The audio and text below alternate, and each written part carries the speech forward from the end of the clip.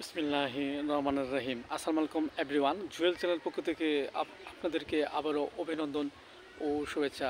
আজ আপনার মাঝে একটি নতুন স্পেশালিস্ট ভিডিও নিয়ে হাজির হয়েছি। ভিডিওটি হলো পুরুষের বীর্য ঘন করার উপায়। দেখেন এভরিওয়ান, এটি একটি ইম্পর্ট্যান্ট একটি ডিজিজ।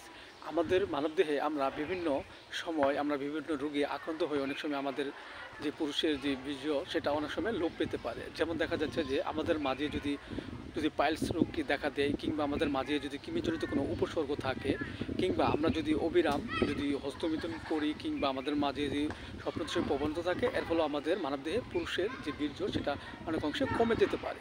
সো এভরিওয়ান, এই রোগটি আমাদের মাঝে হলে যে লক্ষণগুলো থাকে তা হলো, এই রোগ আক্রান্ত ব্যক্তিটির যদি প্রচুর পরিমাণে পুরুষত্ব কমে যাচ্ছে এবং বীর্য নাই বললেই চলে, এবং শরীর মিলনে যদি কোনো বাধাগতার সম্মুখীন হয়, এর ফলে আমরা যে ওষুধটি সেবন করতে পারি সেটা হলো টারেনা মাদার।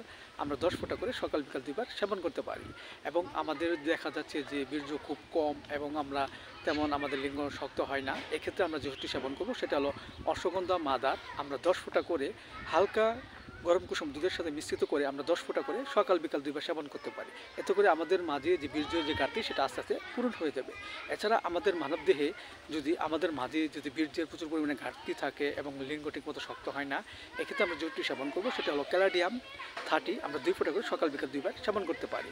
এছাড়া এরকম আক্রান্ত ব্যক্তিটির মাঝেও যদি প্রচুর পরিমাণে বীর্যের কোনো ত্রুটি থাকে এবং এর ফলে লিঙ্গ আস্তে আস্তে দুর্বল হয়ে যায়, এই ক্ষেত্রে আমরা যেটি সেবন করতে পারি সেটা হলো অ্যাপেনাসেট মাদার। আমরা হালকা গরম কুসুম পানি সহ 10 ফোঁটা করে সকাল বিকাল 2 বার সেবন করতে পারি। এতে করে আমাদের মাঝে যে বীর্যের যে ঘাটতি সেটা আস্তে আস্তে পূরণ হয়ে যাবে এবং আমাদের মাঝে পুরুষের যে বীর্য তত্ত্ব সেটা আস্তে আস্তে বেড়ে যাবে এবং আমাদের মাঝে শারীরিক যে চাহিদা সেটা আস্তে আস্তে বেড়ে যাবে। এবং পথ্য হিসেবে আমরা যা গ্রহণ করতে পারি তা হলো, পাশাপাশি আমরা প্রচুর পরিমাণে খেজুর এবং দুধ, ডিম এবং দেখা যাচ্ছে যে কিশমিশ ইত্যাদি খাবো।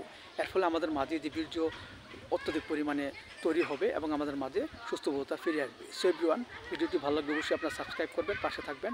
Thank you so much.